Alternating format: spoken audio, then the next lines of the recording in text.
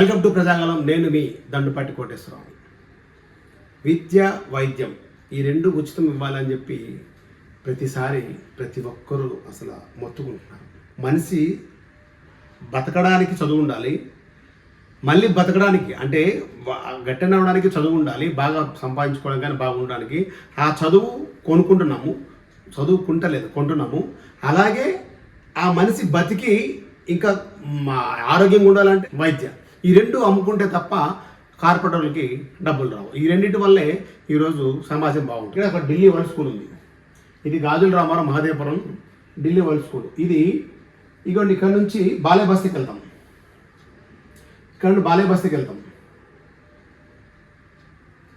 ఈ బస్సు ఉంది. ఇంకో బస్సు కూడా ఈరోజు లేదు. ఈ బస్సు ఇక్కడ పార్కింగ్ చేస్తారు. ఒక బండి పోతే ఒక కారు పోయినా సరే ఇది టర్నింగ్, మళ్ళీ ఇక్కడ ఈ టర్నింగ్ ఉంటుంది. ఈ బస్సులు ఇక్కడ పెడతారు. అంటే బాలే బస్సు వాళ్ళు కూడా నాకు ఇద్దరు ముగ్గురు అడిగారు, ఏదన్నా బస్సులు పెడతారు అంటే మీరు కంప్లైంట్ ఇవ్వండి, పోలీస్ కంప్లైంట్. వాళ్ళు ఇంకో విషయం, పోలీస్ కంప్లైంట్ ఇస్తే తప్ప పోలీస్ శాఖ అటు వెళ్ళినప్పుడు కానీ రోడ్ల మీద బండ్లు పెడుతుర్రు, వీళ్ళకి ఫోటోలు తీయాలి, వీళ్ళకి చలానా వేయాలి, వీళ్ళకి నోటీసులు పంపించాలి కానీ ఆలోచించాలి. ఎందుకంటే మాకెందుకులే, నీ కొడుక్కి నువ్వే హీరో. ఎలా ఆ ఇంటికి బాగు చేస్తున్నప్పుడు ఆ కొడుకు అనుకుంటాడు నా తండ్రి హీరో అని. అలాగే మనం ప్రతి సినిమా చూసినప్పుడు నేను ఇలా ఉంటే బాగుందా అనుకుంటాం తప్ప అలా ఎందుకు ఉండలేమంటే పక్కోడు మనకేమంటాడో, వీడేమంటాడో, వాడేమంటాడో, మన కంప్లైంట్ ఇస్తే మనకెందుకు, దురద మనకెందుకు అని ఆలోచించి రోడ్డు మీద పోతారు ఎవరు. అదే పరిస్థితి పోలీస్ శాఖ కూడా. దయచేసి ట్రాఫిక్ కానీ లా అండ్ ఆర్డర్ కానీ ఇలాంటి వాళ్ళు ఎవరైతే ఉన్నాయో ఫోటోలు తీసి వాళ్ళకి వార్నింగ్ ఇచ్చి రోడ్డు మీద ఇంత ఇబ్బంది జరుగుతుంది. ఎవరో వస్తే ఇవ్వడం కాదు, మీ జాగ్రత్త. మీరు కూడా సమాజాన్ని మీ వల్లే కదా ఇక్కడ ఇంత లా అండ్ ఆర్డర్ ఉంది. అలాంటప్పుడు మీరు కూడా పట్టించుకోవాలి. ఇలాంటి వాళ్ళని ఇమీడియట్లీగా నోటీస్ పంపించి ఇంకొకసారి ఇట్లా బస్సులు పెడితే సీజ్ చేస్తామని చెప్పాలి. ఎంత ట్రాఫిక్ ప్రాబ్లం అవుతుంది. పగలంతా ఇక్కడ పెడతారు, మళ్ళీ తర్వాత చెప్తా సాయంత్రం పూట సంగతి ఏంటంటే. ఇది స్కూలు, ఈ ఢిల్లీ వరల్డ్ స్కూల్. ఇది గాజుల రామారావు మహదేవపురం ఉంటుంది. ఇదిగోండి, ఇక్కడ ఢిల్లీ వరల్డ్ స్కూల్. ఇది గాజుల రామారావు. ఇక్కడ కోడ్ లేదు మరి, అంటే వాళ్ళు కోడ్స్ వేసుకోరేమో. ప్రతి స్కూల్కి ఒక కోడ్ ఉంటుంది అన్నమాట, నెంబరు. ఆ కోడ్ వేసుకోరు. మరి ఎన్ని స్కూళ్ళు ఉన్నాయో ఒక స్కూల్ మీద ఇంకో పేర్లు నడిపిస్తున్నారా అర్థం కాదు. ఇది స్టేర్ కేస్, మెట్లు స్టేర్ కేస్. ఇది 4 ఫ్లోర్లో బిల్డింగ్ అన్నమాట. ఇది అటు బిల్డింగు ఇటు బిల్డింగు మధ్యలో ఏం చేస్తారంటే ఈ building school CBSE central syllabus చేసుకున్నప్పుడు, ఏం చేస్తారంటే బిల్డింగ్ ముందే స్కూల్ కోసం కడుతున్నప్పుడు అక్కడ ఇక్కడ బిల్డింగ్ కట్టినప్పుడు ఇటు మెట్ల మార్గం ఉండాలి. ఎందుకంటే ఫైర్ యాక్సిడెంట్ జరిగినప్పుడు పిల్లలు ఉరకడానికి, పరిగెట్టడానికి, పారిపోవడానికి ఏ ఇబ్బంది జరగకుండా. ఎందుకంటే చిన్నపిల్లలు వాళ్ళు దూకేస్తారా ఏం చేస్తారో తెలియదు కాబట్టి 2 మెట్ల మార్గం ఉంటేనే పర్మిషన్ ఇస్తారు.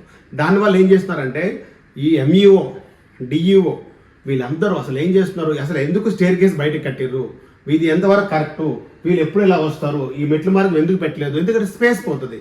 ఒక్కొక్క ఈ పక్కన మెట్ల మార్గం తీస్తే ఒక్కొక్క రూమ్ 10 by 10 రూమ్ పోతుంది అన్నమాట. అంటే ఎన్ని ఫ్లోర్, 4 ఫ్లోర్లకి 10 రూములు పోతే ఆ రెంట్ నష్టం వస్తుంది కదా.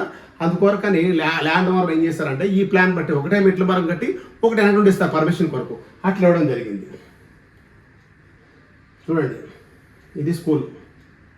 ఇది పార్కింగ్ రోడ్ మీద పెడతారు రోజు. స్కూల్ ఉన్న టైంలో అయితే మొత్తం, మరి ఇప్పుడు సెలవులు కానీ రోడ్ మీద ఒక పార్కింగ్ పెడతారు మొత్తం. ఇది ఢిల్లీ వరల్డ్ స్కూల్. చూడండి, ఇక్కడ కూడా ఏం రాశారు, ఢిల్లీ వరల్డ్ స్కూల్.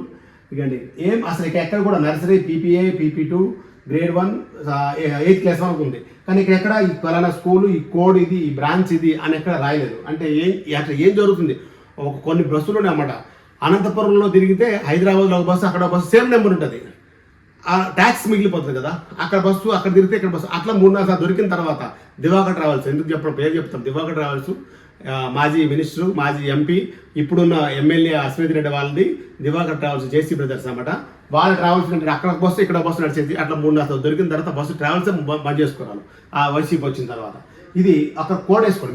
మీది పర్మిషన్ ఉందా లేదా, ఆర్టీఏ వేసినాం మనం, మా పర్మిషన్ ఉందా లేదా, విద్యార్థి సంఘాలు అందరూ ఆర్టీఏ వేస్తారు ఇప్పుడు దీని మీద. చూడండి, ఇది టర్నింగ్ అన్నమాట. ఇటు ఆగండి, ఇప్పుడు ఇటు వెళ్ళిన తర్వాత ఈ రైట్కి ఒక టర్నింగ్ ఉంటుంది. ఇది ఒక పెద్ద బస్తీ ఉంది, బాలే బస్తీ పోయేది. వాళ్ళు ఇలా వచ్చినా అలా వెళ్ళిన ఒక కారు వెళ్ళినా సరే ట్రాఫిక్ ప్రాబ్లం అవుతుంది, ఇబ్బంది జరుగుతుంది. వెనక బస్తీ వాళ్ళు ఎవరిదో ఎందుకులే అని చెప్పి ప్రెసిడెంట్ మరి మొన్న అడగడం జరిగింది, ఏం జరుగుతుంది, ఏందన్నా ఏంటి పరిస్థితి అని. మరి ఎందుకు వాళ్ళు కంప్లైంట్ ఇవ్వట్లేదు? ఎందుకంటే ఏమో ఆ పెద్దోళ్ళది మళ్ళీ మనకెందుకు అని అనుకుంటారేమని వాళ్ళు భయపడుతున్నారు. ప్రతి ఒక్కరికి ఉన్నది. కానీ పోలీస్ శాఖ దీనికి మనం ఏమంటామంటే ఇలాంటివన్నీ చూసుకున్నప్పుడు కోర్టు పరిగణలో తీసుకొని అది సుమోటోగా కేసు పరిగణలో తీసుకొని కేసు ఫైల్ చేస్తారు. అలాగే ఇది కూడా మీరు కూడా బాధ్యతతోటి సిఐ గారు కానీ ఎస్ఐ గారు కానీ ట్రాఫిక్ కానీ ఎవరు వచ్చినా సరే కంప్లైంట్ ఇచ్చిన వరకు కాకుండా ఇలాంటి రోడ్ల మీద ఇంత చిన్న కారు కాదండి, పెద్ద బస్సు ఇట్లా పెట్టేస్తే ఎట్లా?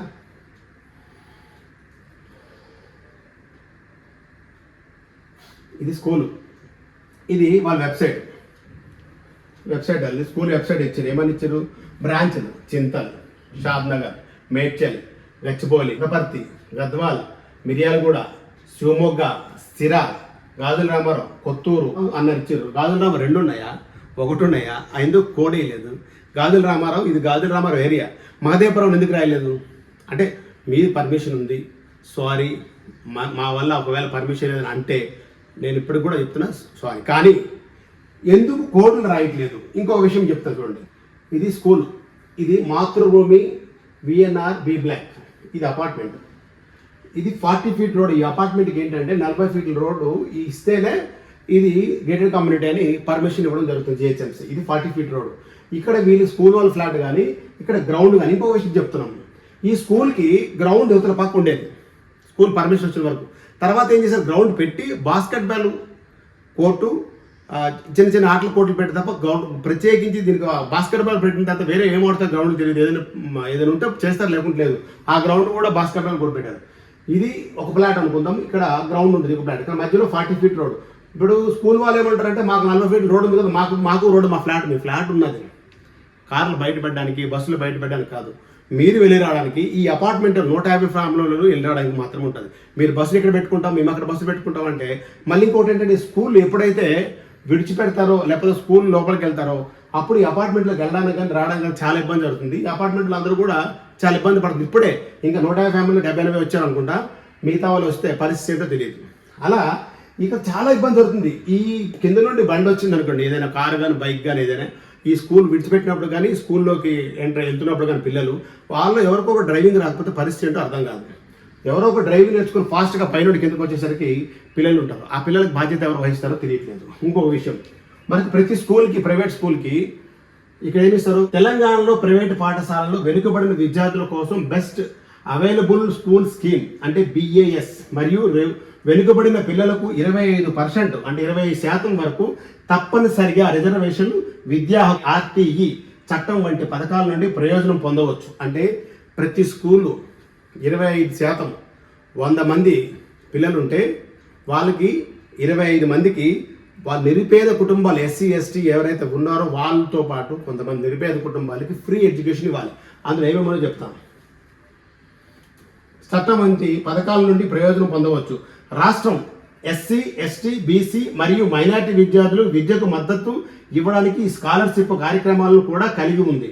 ఇక్కడ మరింత వివరణాత్మక రూపం ఉంది. ఏంటంటే best available school scheme BAS schedule తెగల ST కుటుంబాలకు చెందిన పేద నిరుపేద పిల్లలకు కార్పొరేట్ పాఠశాల విద్యను అందించడానికి గిరిజన సంక్షేమ శాఖ BASను అందిస్తుంది. సూర్యాపేట జిల్లా ప్రకారం ఈ పథకం పాఠ్యపుస్తకాలు, మెటీరియల్, మెస్సు మరియు నిర్వహణ ఛార్జీలతో సహా కార్పొరేట్ ఫీజుల ఖర్చులు సంవత్సరానికి ఒక విద్యార్థికి కొంత మొత్తాన్ని కవరిస్తుంది.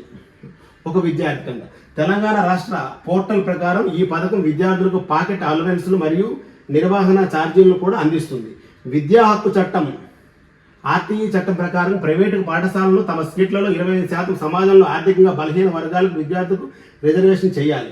2025-26 విద్యా సంవత్సరానికి RTE చట్టం అమలుకు సంబంధించిన విద్యాశాఖ నుండి హైకోర్టు అఫిడవిట్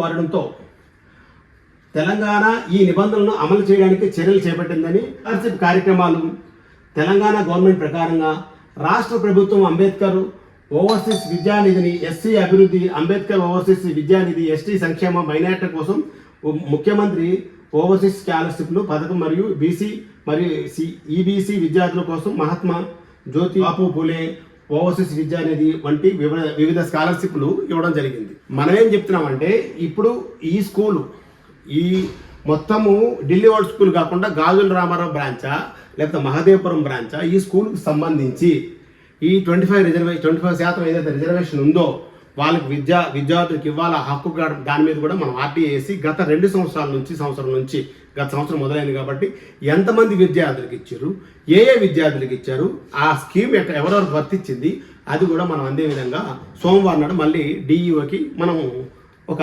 ఆర్టీఏ వేస్తున్నాం. అట్లనే కలెక్టర్ గారు కూడా కంప్లైంట్ చేస్తున్నాం. ఇంకా 20 మంది కూడా కంప్లైంట్ చేస్తున్నారు, మా ఫ్రెండ్స్ కానీ లేకపోతే విద్యార్థి సంఘాల నాయకులు కానీ వేస్తున్నారు. అది ఏంటంటే ఇప్పటికైనా ఈ స్కూలు ఈ అపార్ట్మెంట్కి వీళ్ళకి ఇబ్బంది జరగడం కానీ, లేకపోతే ఈ బస్సులు బయట ఉండడం కానీ, లేకపోతే బస్సులు పార్కింగ్ లేకపోవడం, పార్కింగ్ ఎక్కడ పెట్టుకోకపోవడం, ఇలాంటి చాలా సమస్యలు ఉన్నాయి. కాబట్టి దీని మీద మేనేజ్మెంట్ వారు సంప్రదించి మేనేజ్మెంట్ ఒక నిర్ణయం తీసుకొని ఇలాంటివి అంటే ఎవరికి ఇబ్బంది జరగకుండా వాళ్ళు కూడా బాగుండాలి, ఈ అపార్ట్మెంట్ వాళ్ళు బాగుండాలంటే కొంచెం బాగా అందరూ కలిసిగా ఇలాంటి పార్కింగ్ కానీ ఇలాంటివి లేకుండా చేస్తే బాగుంటుంది. అలాగే ఈ స్కూల్కి సంబంధించిన అన్ని విషయాలు కూడా త్వరలో మనం ఒక ఆర్టీ చేసినాము. దాని వివరణ వచ్చినాక మనం ఈ డిఓ గారి మీద వేసాము, ఎంఈఓ గారి మీద వేసాము. అసలు ఈ స్కూల్లో పెద్ద గందరగోళం, విద్యను అమ్ముకోవడం అంతా గందరగోళం. ఏంటంటే అందులో నా పిల్లాడు ఫలానా స్కూల్లో అసలు ₹1,00,000 ఫీజు పోతే పోయిన నర్సరీకి అని పెట్టడం జరుగుతుంది. 5 లక్షలు, 2 లక్షలు, 3 లక్షలు సొమ్ము పోగొట్టుకుంటున్నారు. ఏం జరుగుతుందో తెలియాలి. కాబట్టి వీటి మీద పూర్తి వివరాలు ఒక 4 రోజుల్లో మనం ఆర్టీఐ వేసినాం కాబట్టి ఆ వివరణ వచ్చినాక మళ్ళీ ఒక ప్రత్యేక వీడియో వేస్తాము. అప్పటి వరకు మేనేజ్మెంట్ కూడా ఆలోచన చేసి ఎక్కడెక్కడ తప్పులు జరిగినా దీని మీద పూర్తిగా శ్రద్ధ తీసుకుంటే అందరికీ బాగుంటుందని మన ఛానల్ కోరుకుంటున్నాం. నేను మీ దండపాటి కోడసు. అందరికీ నమస్కారం.